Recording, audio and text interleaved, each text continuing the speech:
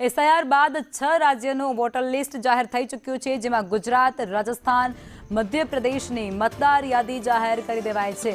ગુજરાતમાં સૌથી વધુ 68 લાખ મતદારો કપાયા છે. ગુજરાતના મતદારોની સંખ્યામાં 13.40% ઘટાડો થયો છે.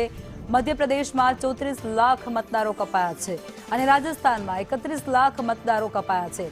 આ તરફ છત્તીસગઢમાં અને કેરળમાં પણ મતદારો કપાયા છે. છત્તીસગઢમાં 25 લાખ કપાયા છે મતદારો, તો કેરળમાં 8 લાખ અને ગોવામાં 1.27 લાખ મતદારો કપાઈ ગયા છે. 6 રાજ્યના એસઆઈઆર જે ગણતરી બાદ હવે આંકડાઓ પણ સામે આવી ચૂક્યા છે. ગુજરાતમાં સૌથી વધારે મતદાતાઓ જે છે તેમની સંખ્યા કટ કરવામાં આવી છે. મધ્યપ્રદેશમાં 34 લાખ મતદારોમાં ઘટાડો થયો છે, નામ કમી થઈ ચૂક્યા છે. રાજસ્થાન અને છત્તીસગઢમાં પણ કંઈક આવી જ સ્થિતિ છે. કેરળ અને ગોવામાં પણ એ જે સંખ્યા હતી મતદાતાની તેમાં ઘટાડો થયો છે.